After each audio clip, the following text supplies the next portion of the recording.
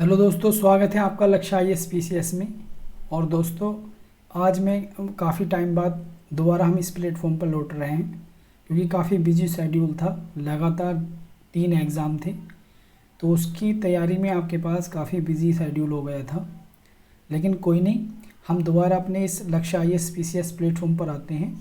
और अब हमारी कोशिश ये रहेगी कि जो करंट में इशू चल रहे होते हैं आपके पास डेली करंट अफेयर्स में, हम उन्हें डिस्कस करेंगे। और बाकी अन्य जो पोर्शन है, जैसे हिस्ट्री की क्लासें अपनी चल रही थी लगातार, उस पर भी फोकस करेंगे और एक क्विक रिवीजन करके जो है एक क्लास लाने की कोशिश करेंगे, ताकि हम सभी सब्जेक्टों का, चाहे वो हिस्ट्री हो, ज्योग्राफी हो या पॉलिटी हो, एनवायरनमेंट, साइंस, टेक या सामान्य विज्ञान, इन सब ये जो सब्जेक्ट हैं इस पर क्विक रिवीजन के माध्यम से जो है अपने जो फैक्ट हैं या जो क्वेश्चन बन सकते हैं आपके पास पीसीएस में, या उससे जो मतलब वनडे एग्ज़ाम होते हैं अन्य, एसएससी कह लो या टीचिंग एग्ज़ाम कह लो, रेलवे कह लो, अन्य एग्ज़ामों में भी आपको उससे मदद मिले। तो अपनी कोशिश यही रहेगी, ठीक है नहीं। लेकिन दोस्तों, आज का जो अपना टॉपिक है, आज हम ये 2-3 दिन पहले काफ़ी चर्चा में था इशू कि इंडियन पेनल कोड, यानी कि आपके पास आईपीसी जो कोड है आपके पास, इंडियन पेनल कोड 1860, उसकी एक सेक्शन है धारा 498A, जो दहेज जो प्रताड़ना है उससे संबंधित है। तो ये काफ़ी चर्चा में था। तो पहले हम इस जो क्लास है उसमें जानेंगे कि सेक्शन जो 498 क्या है, हम उसे पढ़ेंगे। ये चर्चा में क्यों था, हम उसे पढ़ेंगे। हाई कोर्ट और सुप्रीम कोर्ट का इस बारे में क्या कहना है, उसे पढ़ेंगे। और क्यों इसकी आलोचना की जा रही है। जो दरअसल क्या हुआ था, इलाहाबाद हाई कोर्ट की कुछ गाइडलाइंस आई थी ये इस सेक्शन पर, तो वो चर्चा में थी, तो उन्हें लेकर कुछ आलोचना भी की गई। तो हम उन आलोचनाओं को भी देखेंगे और वे फॉरवर्ड देखेंगे कि आगे क्या किया जा सकता है। तो दोस्तों, शुरुआत करते हैं अपने लेक्चर की। तो पहले हम जानने की कोशिश करेंगे कि सेक्शन 498A क्या होता है। और मैं आपको एक बात बता दूं कि ये जो मैं करंट में क्वेश्चन आंसर की फॉर्म में, ये एक प्रकार से आंसर की फॉर्म में क्वेश्चन भी यहाँ से बन सकता है। तो मैं आपको जो ये करा रहा हूँ, ये आपका जीएस सेकंड पेपर में आएगा, जो आपका जीएस सेकंड है। और उसमें किस सेगमेंट के अंतर्गत आएगा, तो ये जो सेगमेंट है आपका जीएस सेकंड में, मैकेनिज्म, लॉ, इंस्टीट्यूशन, बॉडीज़, तो इस सेक्शन में ये सारी चीज़ें, और वल्नरेबल सेक्शन, इसमें ये आपके पास आर्टिकल जो है या ये आपके पास लेक्चर या ये टॉपिक काउंट होगा, ठीक है नहीं। तो स्टार्ट करते हैं अपने टॉपिक को। तो पहले हम जानने की कोशिश करेंगे कि धारा 498A क्या है। तो यह एक आपराधिक कानून है या यह एक आपराधिक कानून है, यह आपको बताना है, ठीक है ना। ये याद रखना है कि ये जो सेक्शन है ये एक आपराधिक कानून की व्याख्या करता है, ठीक है नहीं। क्या है वो आपके पास आपराधिक कानून, कि पति या पति के रिश्तेदारों द्वारा पत्नी के साथ की गई क्रूरता इस अपराध की श्रेणी में आता है, ठीक है नहीं। जो सेक्शन 498 के तहत अपराध है उसमें पति या पति के रिश्तेदारों द्वारा पत्नी के साथ की गई क्रूरता जो है वो शामिल है, ठीक है नहीं। वो अपराध की श्रेणी में आता है, ठीक। उसके बाद इसमें सज़ा कितने, इस धारा के अंतर्गत अगर व्यक्ति पर एफआईआर दर्ज होती है तो उसमें 3 वर्ष तक की सज़ा का प्रावधान है, और साथ में इकोनॉमिक पनिशमेंट, आर्थिक दंड भी दिया जा सकता है, ठीक है नहीं। और ये जो सेक्शन 498 है ये एक संज्ञेय अपराध है, यानी कोग्निजेबल आपके पास ऑफेंस, यानी संज्ञेय अपराध वो अपराध होते हैं जो क्रूर अपराधों की श्रेणी में आते हैं। जैसे आपके पास हत्या है और रेप है, डकैती है, इस टाइप के जो आपके पास अपराध हैं जो क्रूर अपराधों की श्रेणी में आते हैं उन्हें संज्ञेय अपराध बोला जाता है, ठीक है नहीं। इसमें क्या होता है, इसमें गिरफ्तारी के लिए किसी वारंट की आवश्यकता नहीं पड़ती और पुलिस को इसमें जो है एकदम तुरंत एक्शन करना होता है। तो ऐसे अपराधों को संज्ञेय अपराध बोला जाता है और ये धारा जो है संज्ञेय अपराध की श्रेणी में आती है। ये गैर जमानती अपराध से संबंधित है धारा। मतलब इसमें ज़मानत का प्रावधान नहीं है।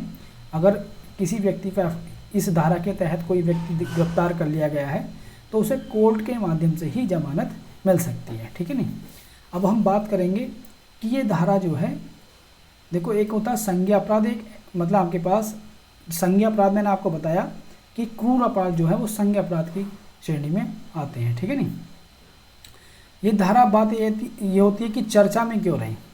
तो अगर हम बात करें धारा चर्चा में क्यों रही, अभी क्या है इस धारा, ये भी सब जानते हैं कि जो दहेज प्रताड़ना से संबंधित बहुत सारे झूठे मामले गठित भी किए जाते हैं। तो इस धारा के दुरुपयोग को लेकर जो है अभी हाल ही में इलाहाबाद हाई कोर्ट ने कुछ गाइडलाइंस जारी की। वो गाइडलाइंस क्या हैं उन्हें जानेंगे। इलाहाबाद हाई कोर्ट ने ये बोला कि यदि सेक्शन 498 के तहत एफआईआर दर्ज होती है तो पुलिस को क्या काम करना होगा, पुलिस को डायरेक्ट एकदम एफआईआर दर्ज नहीं करनी होगी, बल्कि पुलिस एक फैमिली वेलफेयर कमेटी का गठन करेगी। पुलिस सीधे जो है एफआईआर दर्ज नहीं करेगी। जिन व्यक्तियों के खिलाफ ये मतलब आपके पास शिकायत होगी उनके खिलाफ पहले पुलिस क्या काम करेगी, फैमिली वेलफेयर कमेटी को गठित करेगी और वो कमेटी 2 माह तक जो है पति और पत्नी के मध्य मध्यस्थता का काम करेंगे। यानी कि पति और पत्नी में जो है वो जो डिस्प्यूट है उसे मतलब उस समस्या का समाधान करने की कोशिश करेंगे, डिस्प्यूट को ख़त्म करने की कोशिश करेंगे। और इस दौरान पुलिस का क्या काम होगा, इस दौरान पुलिस का काम ये होगा कि पुलिस जो है जो भी इंजरी हुई है उससे संबंधित रिपोर्ट को कलेक्ट करेगी और जो भी गवाह हैं आपके पास, विटनेस है, उनके स्टेटमेंट को रिकॉर्ड करेगी और अन्य जो भी एविडेंस हैं उस मामले से संबंधित उन मामलों को इकट्ठा करेगी। पुलिस का काम ये होगा 2 महीने तक। 2 महीने तक आपके पास ये कमेटी जो है ये काम करेगी, पति पत्नी में समझौता हो जाए और पुलिस अपना जो है जो इंजरी से संबंधित रिपोर्ट है वो और एक जो विटनेस के स्टेटमेंट हैं उन पर काम करेगी, उन्हें रिकॉर्ड करने का काम करेगी और अन्य एविडेंस को कलेक्ट करेगी। और जो इलाहाबाद हाई कोर्ट है उसने एक बात एक और बोली कि ये जो धारा है, इस धारा के मतलब कोई भी आपके पास ये जो गाइडलाइंस हैं, तो अगर सेक्शन 307 अटेम्प्ट टू मर्डर, हत्या का प्रयास, या फिर वो अपराध जिसमें 10 साल तक की सज़ा हो सकती है, तो ये जो गाइडलाइंस हाई कोर्ट ने जारी की हैं, ये गाइडलाइंस जो है उन केसों के संदर्भ में भी लागू होगी। यानी कि अगर कोई अपराध हत्या के प्रयास से संबंधित है या फिर वो अपराध जिसमें 10 साल तक की सज़ा हो सकती है, तो ये गाइडलाइंस जो हैं उन अपराधों के संदर्भ में भी लागू होगी। तो ये जो है चर्चा का विषय था इलाहाबाद हाई कोर्ट की गाइडलाइंस का। अब हम जानने की कोशिश करेंगे कि जो सेक्शन 498A है उसके संदर्भ में सुप्रीम कोर्ट ने क्या बोला है। तो सेक्शन 498 के संदर्भ में सुप्रीम कोर्ट के कुछ वाद हैं, उनसे ही हम समझेंगे सुप्रीम कोर्ट ने क्या गाइडलाइंस जारी की थी। तो एक सुप्रीम कोर्ट का वाद है सोशल एक्शन फोरम फॉर मानव अधिकार, ठीक है नहीं, मानव अधिकार के लिए जो काम करती है सोशल एक्शन फोरम, वो और यूनियन ऑफ इंडिया, इनके मध्य एक वाद था, 2018 में आया था। तो उसमें सुप्रीम कोर्ट ने जो है अपनी कुछ गाइडलाइंस जारी की थी। सुप्रीम कोर्ट ने ये कहा था कि अगर डिस्प्यूट को रिजोल्व करने के लिए पहले तो एक कमेटी का गठन किया जाएगा और वो कमेटी जो गठित होगी उसमें एक यंग यानी कि यंग मध्यस्थ होगा, यानी कि ऐसा व्यक्ति जो यंग होगा वो मध्यस्थ की भूमिका में होगा, एक वकील भी उसमें शामिल होगा और एक सीनियर लॉ स्टूडेंट भी उसमें शामिल होगा। जो कमेटी बनाई जाएगी मामले को सॉल्यूशन के लिए, मामले के डिस्प्यूट को आपके पास हल करने के लिए। और डिस्प्यूट को सोल्व करने का जो समय है सुप्रीम कोर्ट ने 1 माह तय किया कि 1 माह के अंदर अगर डिस्प्यूट सोल्व होता है तो ठीक है, वरना जो है आगे की कार्रवाई उसमें की जाए, ठीक है नहीं।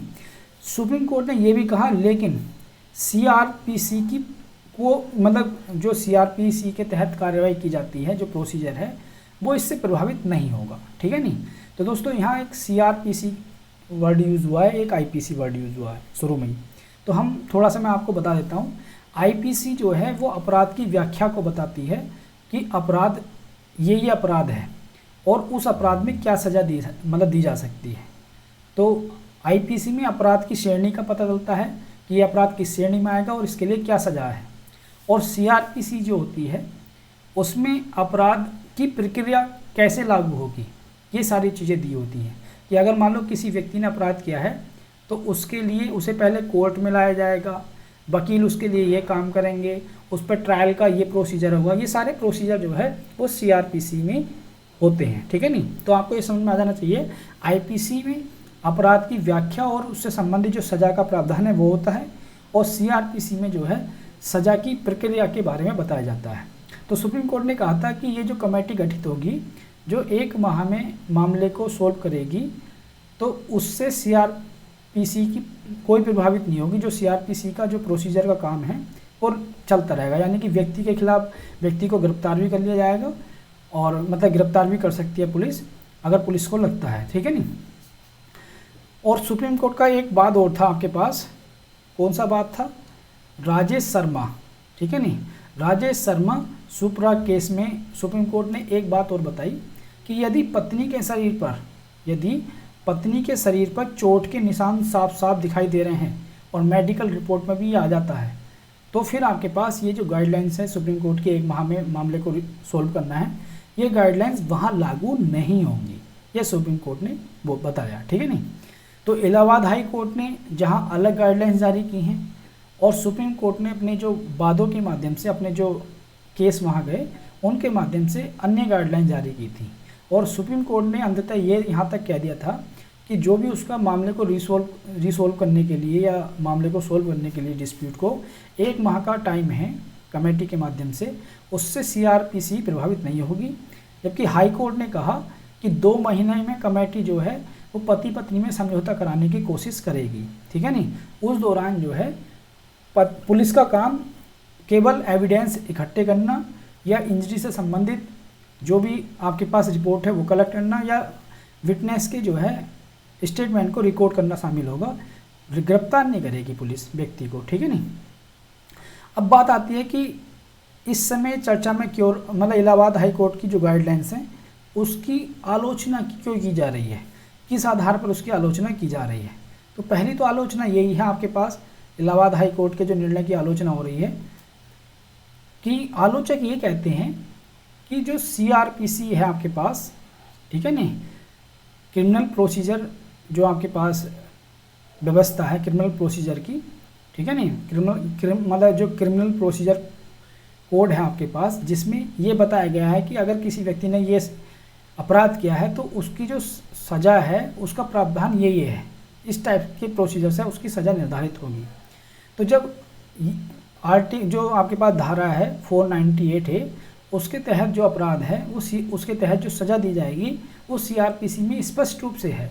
तो फिर इलाहाबाद हाई कोर्ट ने इसकी अलग से गाइडलाइन जारी कर या अलग से इसकी व्याख्या कर अपने न्याय क्षेत्र से बाहर जाकर काम किया है।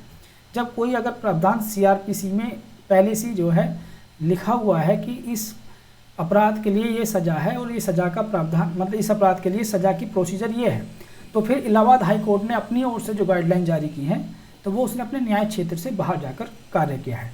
और इसी गाइडलाइंस के माध्यम से इलाहाबाद हाई कोर्ट पर यह भी आरोप लग रहा है कि कोर्ट का जो कार्य है वो कानून बनाना नहीं है, कोर्ट का कार्य कानून बनाना नहीं है, कानून बनाना जो काम है वो लेजिस्लेचर का है, विधायिका का है।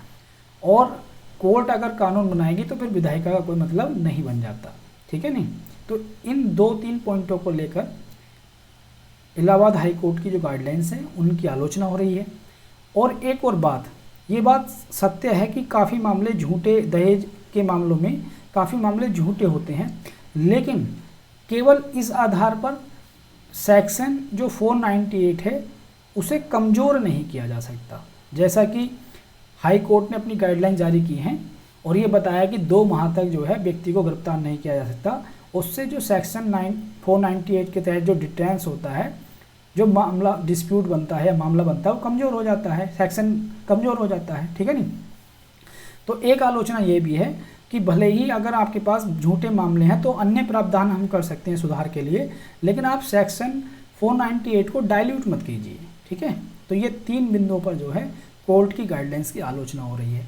अब हम जानने की कोशिश करेंगे कि वे फॉरवर्ड क्या हो सकता है, यानी आगे की राह क्या हो सकती है। तो अगर मैं आगे की राह की बात करूं, वे फॉरवर्ड की बात करूं, तो सुप्रीम कोर्ट का एक वाद था अरनीश कुमार विज स्टेट ऑफ बिहार, 2014 में ये वाद आया था।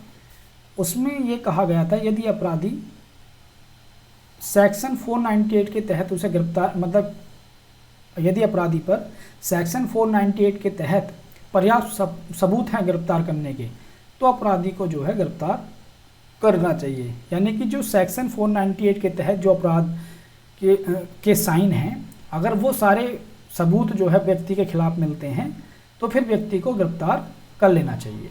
ये सुप्रीम कोर्ट ने जो है 2014 में जो वाद आया था अरनेश कुमार और स्टेट ऑफ बिहार के मामले में ये कहा गया। यानी कि अगर पत्नी की बॉडी पर जो है चोट के निशान हैं तो फिर उस व्यक्ति को जो है गिरफ्तार कर लेना चाहिए, ठीक है नहीं। या और भी कोई मामले अगर पुख्ता सबूत मिलते हैं तो फिर गिरफ्तार किया जा सकता है। दूसरा एक इसमें आगे का रास्ता ये हो सकता है, सुप्रीम कोर्ट के जो जजमेंट था इसको आधार भी बनाया जा सकता है, इस रास्ते पर भी आगे बढ़ा जा सकता है। दूसरा ये है कि जो इन्वेस्टिगेटिंग ऑफिसर है, जो जांच अधिकारी है, उनको प्रॉपर ट्रेनिंग दी जाए ताकि वो सही से जांच कर सकें और जो बेगुनाह लोग हैं वो इसमें इस धारा के तहत 498 के तहत वो अपराधी की श्रेणी में ना आए, ठीक है नहीं। और एक तीसरा इसमें जो सुझाव है या आगे की राह क्या हो सकती है कि जो गलत गिरफ्तारी करते हैं जो अधिकारी, उन पर विभागीय कार्रवाई की जाए। यानी जो अधिकारी ऐसा आरोप लगता है कई बार कि पैसे लेकर जो है ज़बरदस्ती रिपोर्ट लिख ली और जो लड़के पक्ष हैं उनके घर वालों को जेल में डाल दिया गया, तो जो अधिकारी इस टाइप से बिना जांच किए जल्दबाजी में गिरफ्तारी करते हैं तो उन पर डिपार्टमेंट में ही कार्रवाई की, विभागीय कार्रवाई की जाए ताकि विभाग में डर पैदा हो सके। यानी जो जांच कर रहा है अधिकारी वो अपनी जांच को अच्छे से कर सके, ठीक है नहीं, बिल्कुल निष्पक्ष होकर जांच कर सके और कोई भी बेगुनाह जो है इस धारा के अंतर्गत जो है अपराधी की श्रेणी में ना आए। फिर एक इसमें आपके पास प्रोसीजर ये किया जा सकता है कि जो सेक्शन 498 है वो इस समय गैर जमानती है, उसमें जमानत नहीं होगी, कोर्ट से ही जमानत होगी, तो उसे जमानती बनाया जा सकता है। तो एक इसमें सुधार ये किया जा सकता है बजाय इसे डाइल्यूट करने के, और ये जमानती बनाया जा सकता है। और कंपाउंडेबल अब क्या होता है आपके पास कि कोर्ट की बिना मर्जी के भी समझौता हो सकता है, यानी कि कोर्ट की सहमति के बिना भी समझौता हो सकता है और लोग बरी हो सकते हैं। तो इस सेक्शन को जमानती और कंपाउंडेबल भी बनाया जा सकता है, ठीक है नहीं। और यदि मीडिएशन बिल 2021 मध्यस्थता विधेयक 2021 जो है, अगर आपके पास 2021 ये भी अगर आता है तो ये भी एक सिविल रूट हो सकता है, ठीक है ना। सिविल रूट के माध्यम से भी हम जो है मामलों को निपटा सकते हैं, विवादों को निपटाया जा सकता है सिविल रूट के माध्यम से भी, ठीक है। तो इसमें आगे की राह ये हो सकती है कि इस धारा को डाइल्यूट ना किया जाए, कमज़ोर ना किया जाए, बल्कि इन प्रावधानों के हिसाब से जो है झूठे मामले में जो बेचारे बेगुनाह लोग फंसते हैं उन्हें जो है बचाया जा सकता है, ठीक है नहीं। झूठे मामलों की संख्या में कमी की जा सकती है। तो दोस्तों मैंने आपको इसमें जो लेक्चर है काफ़ी अच्छे से बताया कि 498 क्या होती है, उसके बारे में बात की हमने, और फिर हमने जाना कि ये चर्चा में क्यों है इस समय, और इलाहाबाद हाई कोर्ट की क्या गाइडलाइंस आई हैं इस पर, सुप्रीम कोर्ट के अपने क्या निर्णय है इसके संदर्भ में, ये हमने बात करी। और ये हमने बात करी कि इसमें जो है आगे की राह क्या हो सकती है और इसकी आलोचना क्यों की जा रही है। तो ये सारी चीज़ें हमने बात की। एक बार थोड़ा ब्रीफ में बता देता हूँ जल्दी से, एक बार थोड़ा सा हमने इसमें क्या क्या डिस्कस किया और कैसे ये आंसर अगर क्वेश्चन आता है यहाँ से मेंस में, चाहे वो PCS का है या IAS का है क्वेश्चन, तो आप बड़े आराम से कर सकते हो। नॉर्मल व्यक्ति को भी ये जानकारी होनी चाहिए।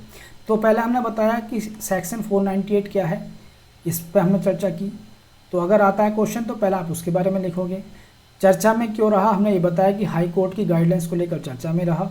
हाई कोर्ट की क्या क्या गाइडलाइंस है हमने ये बात की, ठीक है नहीं, जो न्यू गाइडलाइंस हाई कोर्ट ने जारी की हैं। और फिर उसके बाद सुप्रीम कोर्ट की इसमें क्या गाइडलाइंस आई हुई हैं, पहले से उसके जो निर्णय हैं वो क्या निर्णय रहे हैं उन पर हमने बात की।